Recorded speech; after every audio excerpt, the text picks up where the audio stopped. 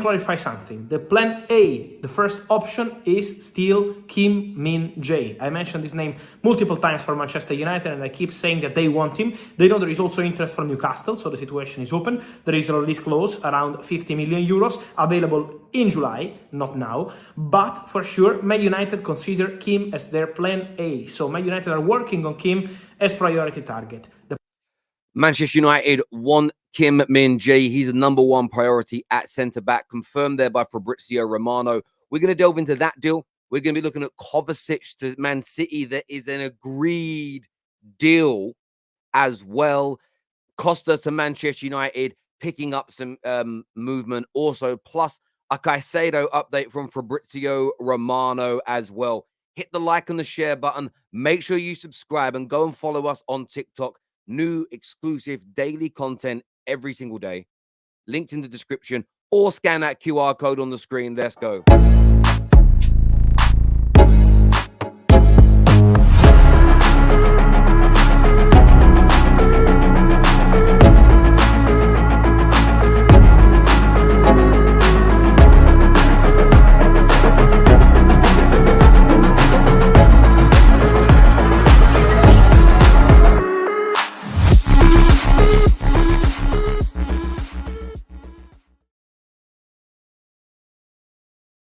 Lots to delve into and speak about this morning on the show. We've got a few updates that come directly from Fabrizio Romano. The first you have heard, Kim Min-jae is the priority target of Manchester United at centre-back. What is holding up the deal? It's simple. The buyout clause doesn't activate until the 1st of July. £42 million buyout clause, active for 15 days, plus the exit of Harry Maguire.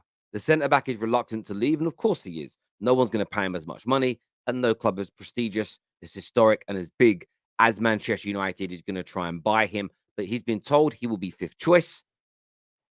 A move is likely. Spurs, West Ham, Aston Villa all circling for him. But Kim Min-jae should progress once that is more finalized. And we move towards the beginning of July when the buyout clause is activated. Another story which has started to circulate today from the Portuguese press, that Man United are finalizing their proposal for the Porto goalkeeper Costa. They state, and I quote, that Man United are finalizing a proposal for Costa. Porto need to raise money before the 30th of June, and the goalkeeper in their squad is deemed the most valuable. So these are two players, two signings, two individuals, excuse me, that Man United want. It's clear, of course, De Gea's playing ability from out the back. Even his stop-shopping prowess has waned in recent times. There's no doubt about it whatsoever. All these elements need to be improved on. Costa is seen as the individual that can do that. Yes, United have got a new deal on the table for De Gea. De Gea is agreed. Man United haven't signed their end just yet. They're not too sure what they want to do with him. But the Costa bid being prepared, according to the Portuguese press, waiting for updates from the likes of Ornstein, Fabrizio, Santi, and others, and Ben Jacobs, Dean Jones on those updates around Costa. And Kim, we know why Man United want him. Very talented centre-back, ability to play out from the back. This is all about taking Ten Hag's football to that next level. Up next, I want to talk about Chelsea and what their midfield updates may look like. Let's take a listen to what Fabrizio Romano has said here. Also Moises Caicedo. I wanted to clarify something about Caicedo, waiting for important updates once the clubs will attack the situation. There is an important thing to say. We heard that Caicedo already agreed personal terms with some club in the last few days. No, Caicedo has not agreed terms with any club. Caicedo is considering options. I love the distinction there. The Ecuadorian press have 110% but doubled down and said he's agreed with the terms that Arsenal have offered him. Fabrizio's take is very much like Dean Jones on the Done Deal show yesterday morning.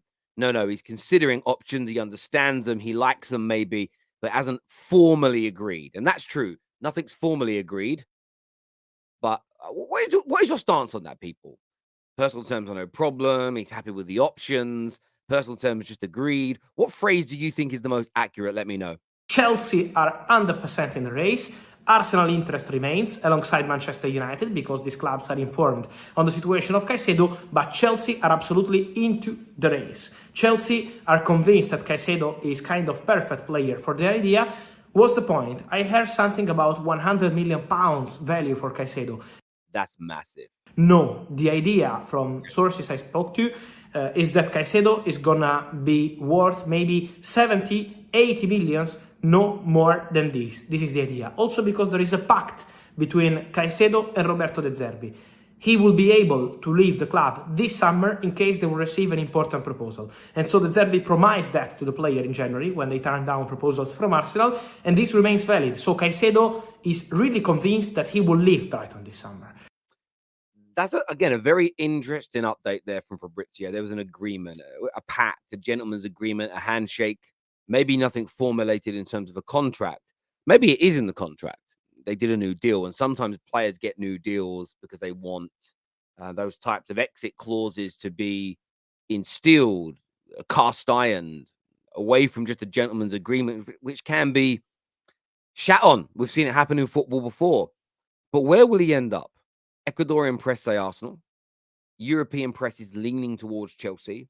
Man United is circulating on this, keeping themselves informed. I don't really know. I know what that means. I don't understand what United are focusing on elsewhere. I know we're looking at Kim, we're looking at Costa, we're looking at Mount. We need a Caicedo-esque player. I think we should be looking at this individual. But it does appear Chelsea and Arsenal, depending on whether you listen to what Fabrizio says, he alludes to them leading the race, whether you believe other media outlets. But again, I want your thoughts and I want your feelings. In terms of Chelsea, though, what has also been confirmed by Fabrizio Romano, and I want to quote this here, so Fabrizio says that Caicedo has agreed terms to join Manchester City. Now, that's a real interesting one for me, and I'm not too... I probably would never have predicted. You said what Chelsea players would join City this summer. I don't think Kovacic would have been anywhere near the list on that. They've agreed personal terms here with the player. But I'm kind of intrigued to know, like this is what he said. Mateo Kovacic has now agreed personal terms with Chelsea after advanced talks already revealed last week. Kovacic wants more. Next step has been between the clubs. City will discuss after the Champions League final. So they can't complete the deal until after the Champions League final. But what I find very intriguing, very interesting regarding this deal is a City just setting this up in case they can't keep Gundogan at the club. If Gundogan signs a new deal, does Kovacic come in? If Gundogan leaves, is Kovacic really the replacement? Is Kovacic good enough and clutch enough to genuinely maintain the standard that Gundogan has set? I don't know. I don't know if he is. I genuinely don't know if he is, but I want to get your take and I want to get your opinions on that. Also with Chelsea, they are looking to open talks with Lavia. Of course, another City connection there. This report here from the Evening Standard says that Chelsea have opened talks. The Belgian midfielder is impressed since departing Man City. Lavia has been linked to a number of clubs this summer, including Liverpool as well. But now the Evening Standard can report that Chelsea have begun discussions with Southampton over a potential deal. We know they're looking at multiple midfielders. Caicedo now seemingly the number one target after the Ugarte deal fell through. They're keeping tags on Declan Rice. But Lavia, another one that they are very, very, very interested in indeed. Chelsea fans, which do you think they should or will go for? I really would love to get your take and your understanding of that. So I'm just checking my notes here to make sure I haven't forgot to talk about any of these deals. No, I haven't. I'm obviously going to make notes and I write things down in terms of what we've said. And I did it the other day. I finished the video and I completely forgot about a section of another player. But Chelsea really looking to bolster that midfield in a very, very, very big way.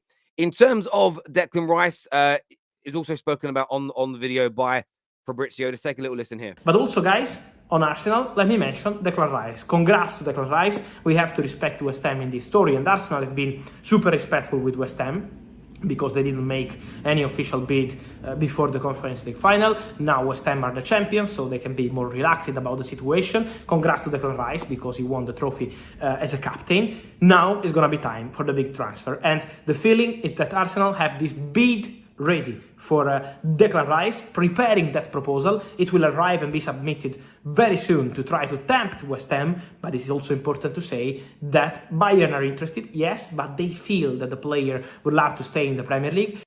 The Bayern interest is so, I want to say the word strange to me, You said DiMarzio came out last night, again, a very credible journalist as well, and said that Bayern are now starting to look elsewhere. They're looking at other options because they feel that Declan Rice wants to remain in the UK. He does.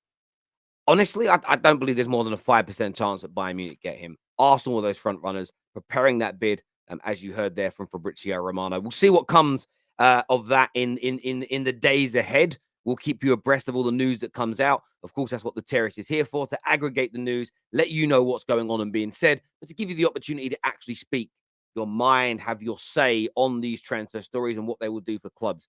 Listen, people, until next time, take care. Goodbye. God bless. Go and follow us on TikTok right now. We'll see you all again.